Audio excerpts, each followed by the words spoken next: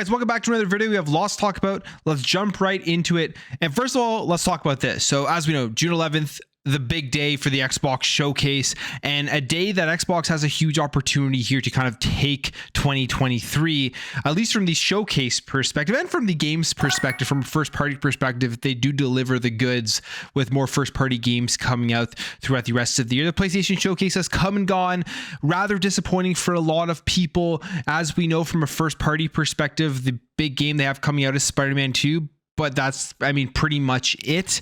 And they did show off a lot of other games that looked really cool, but these games are multi-platform games. They're all going to be able to be played on Xbox and on PC. So there's nothing there specifically for the exclusive side of things beside what they showed off really with Spider-Man 2 at the end of the show to wrap it up. Now, when it comes to the Xbox show, we're expecting a ton of exclusive content, at least to the Xbox ecosystem, and a ton of first-party content to be focused on.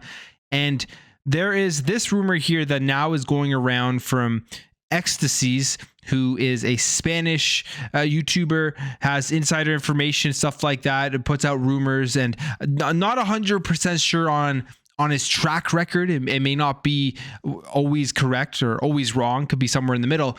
But this is what it says, at least here from Idlesoft. It says, according to Ecstasies, he has received information about games that will appear at the showcase that is going to leave everyone with their mouths open. It will leave them with their jaws on the ground. 2 unexpected games are on the way, and they are going to be absolutely amazing. So a couple of things here. First of all, this is just such a vague rumor. I mean, if you're making a prediction that there are going to be games that have people with their mouths open and their jaws on the ground, the likelihood that that does happen at a game showcase is relatively high. I mean, they're here to show off new upcoming games, and they're going to put them in a light that get people very excited. So I don't even find that as a real rumor or anything. That's just a random statement that anybody can make and then say that they're right at the end of the day. But 2 unexpected games are on the way. Again, just such another vague a statement here that anybody can say. And if 2 unexpected games show up at this showcase, I wouldn't expect anything less. I'm expecting more than 2 unexpected games, to be completely honest, at the showcase on June 11th. So nothing crazy here, but we're going to see a lot more of this type of stuff showing up as we lead up to the showcase. A lot of people coming out and having a potentially inside information and putting it out there and trying to get people's hyped up for the show, trying to get people's hopes up. And we kind of saw how that worked out with the PlayStation showcase.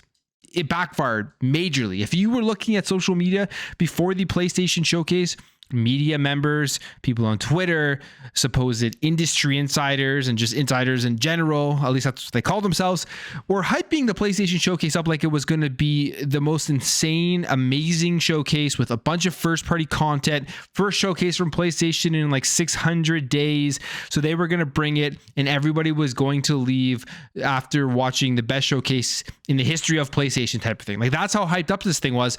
And it absolutely fell on its face. And one of the reasons it fell on its face was because of that fake hype that was created before the showcase occurred. It wouldn't have been, I don't think, as bad or as disappointing if there wasn't all that hype leading up to it, but it still would have been somewhat disappointing. But the hype before these shows, I think, just puts them in a bad place if they don't deliver. And we have some responses here from Tom Henderson and Jez saying, I can confirm that one of these games is Blink's the Cat reboot by the Coalition, which he's joking, of course, but it'd be absolutely amazing if they brought back Blinks. That was a really awesome game on the original Xbox exclusive game.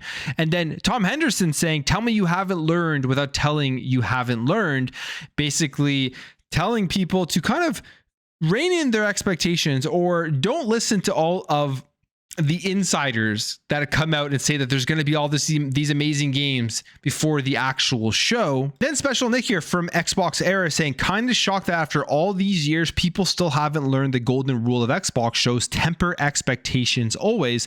And people in the comments here are saying, having a different opinion. Like, for example, Colt Eastwood here saying, no, I'm not tempering expectations. I know where to be hyped or not. If Xbox hasn't figured out what the fans want after nearly 8 years of missing the mark, I can demand better and expect better. Now, there's one thing here with this statement here. I don't know if he's meaning that they've missed the mark on all of their shows recently over the last couple of years. But to be completely honest, the last 2 years of Xbox showcases I thought have actually been very good from a showcase perspective. You can argue all you want about the 12-month thing being bad because they didn't deliver on those 12-month things and they put themselves in a box to look bad. But overall, after people left that show, I think after last year, they were pretty excited for what was to come from Xbox. It was just a shame they weren't able to deliver. You have more people here saying, Xbox, please under promise and over deliver for like a year and a half. And then we have here, agreed, all of these disappointments on social media are the result of overhyping events. Sony Showcase wasn't bad, wasn't good either. They did less money hatting and did reveal a few games as a service games. If one of those games hit, it's a win for them. So there's a lot of different comments here on how people should feel about the upcoming Xbox Showcase. And I personally am in the camp of like, don't believe any of the insiders right now that are coming out and saying there's going to be this game, these huge games coming out, and you're going to be excited, because there's just absolutely no evidence or no sources linked to these rumors, and it's just going to have people overhyped and they won't even know what they're hyped about. What I would say about the Xbox Showcase on June 11th is that I expect it to be a very good show. I expect them to show off a lot of first-party content. Xbox knows going into this showcase that they have disappointment from a lot of their fans because of the release of Redfall, and Starfield is going to be a massive part of this with the Starfield Direct, which is going to have its own part. But other than that, we're going to see a lot of stuff that we've seen before, most likely. We're going to see a lot of Xbox Game Pass stuff, and we're going to see just overall lots of great games that are going to be coming over to the Xbox ecosystem that we're going to be able to play. I'm excited for the show, but I'm not at the point where I'm expecting there to be these announcements that just completely blow me away, that I never thought were coming, that I never thought were even imaginable. But at the same time, I do expect some unexpected stuff like we have seen in previous shows. Like, again, Redfall was an unexpected announcement at the Xbox Showcase in 2021. It was the last game that they showed off and nobody knew about this game. So I'm excited, but I'm not going to put myself at such a high level that I'm basically asking to be disappointed. And I think that's what most people should be when it comes to these showcases. We know what's coming this year. We got Starfield and Forza Motorsport. Those you can pretty much guarantee are dropping on the Xbox platform in 2023. And just having those two alone, with already Hi-Fi Rush and Redfall, that's 4 first-party games in a single year.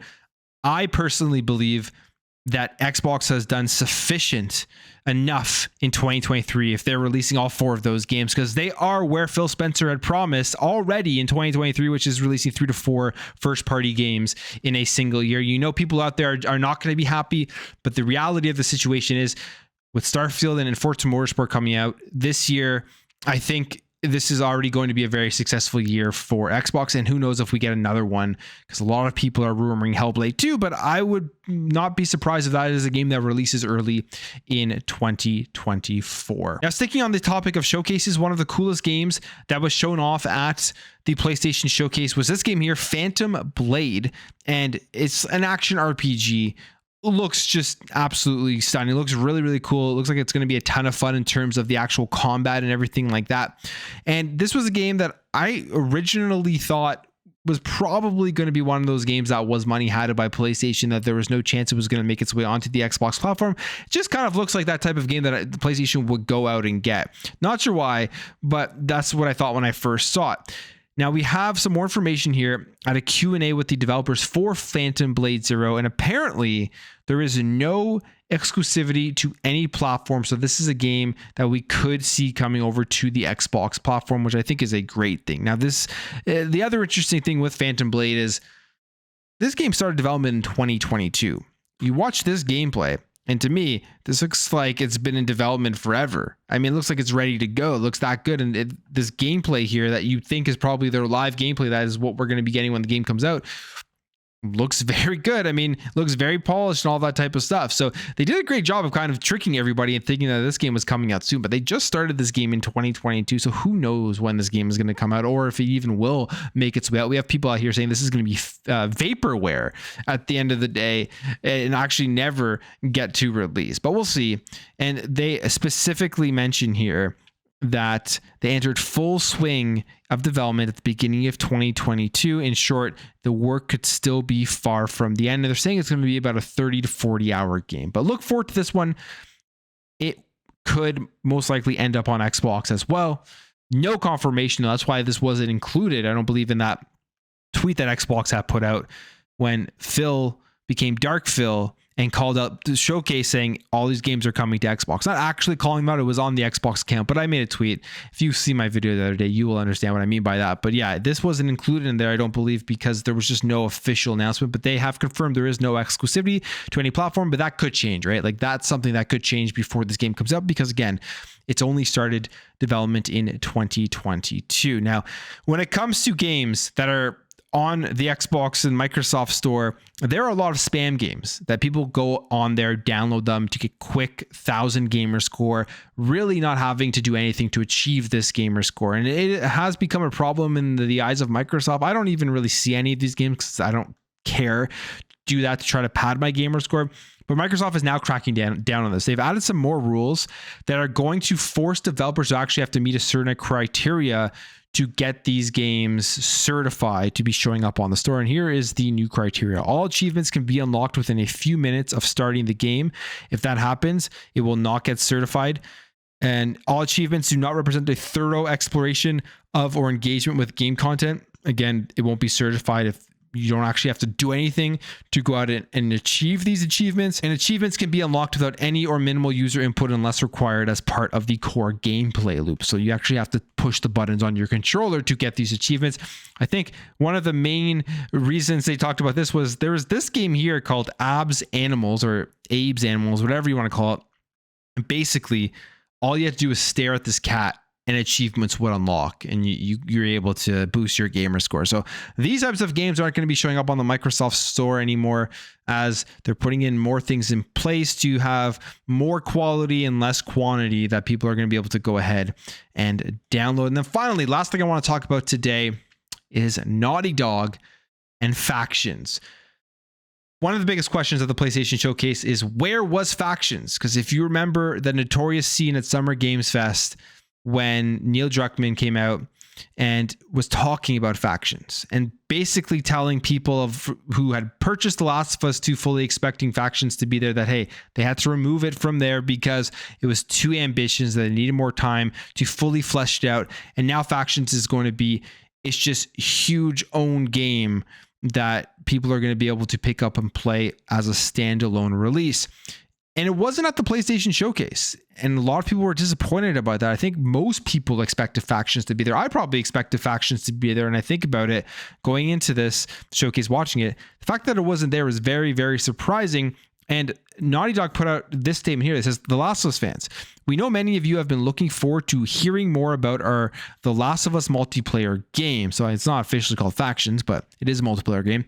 We're incredibly proud of the job our studio has done thus far, but as development has continued, we've realized what is best for the game is to give it more time. Our team will continue to work on the project as well as our other games in development, including a brand new single player experience.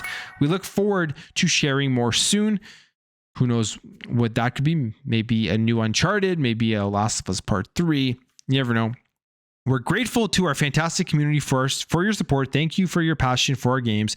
It continues to drive us. And they've obviously delayed this game even further, even though they never gave an official release date. But internally, I guess they probably have delayed it because the game just isn't ready. And we see this here from Jason Schreier saying, Naughty Dog has significantly scaled down the team on his Last of Us multiplayer project, sources say, as it reassesses the game. Following Bloomberg's request for comment, the company put out a Twitter statement today saying that this game was delayed. So who knows what's happening with the multiplayer side of The Last of Us with another games as a service game. The reception for Marathon from Bungie as this extraction shooter, I think, was pretty disappointing for a lot of people.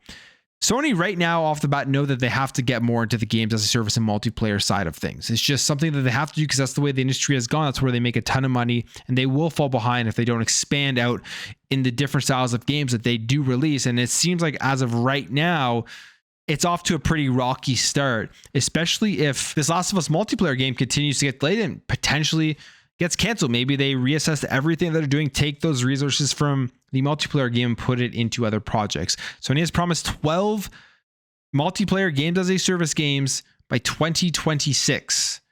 And we're 2023. That's 3 years to deliver on a ton of games, and they haven't really delivered anything yet. So we'll see what happens overall. And we'll see if they can start releasing stuff outside of the virtuous cycle. That's one of the major things for me, at least, when it comes to PlayStation. They make incredible first-party games, but it's always the same virtuous cycle games. You never see them going out there and really trying something brand new, which is what I love from Xbox, and what I love that Phil Spencer did in that interview with Kind of Funny was reiterate that they aren't going to stop doing that. They're going to allow developers to still have their creative visions and make new games. If they don't allow them to make new games, we don't get games like Grounded. Probably don't get games like Sea of Thieves, which is an insanely massive hit. You don't get games like Pentiment. Sure, there are going to be failures along the way, but I would much rather see some failures along the way than the tried and true tested games that as the only games that ever release on a platform. But I will leave the video there, guys. If you enjoyed this video, hit that thumbs up. If you're new here, hit that subscribe, and I'll catch you guys in the next video.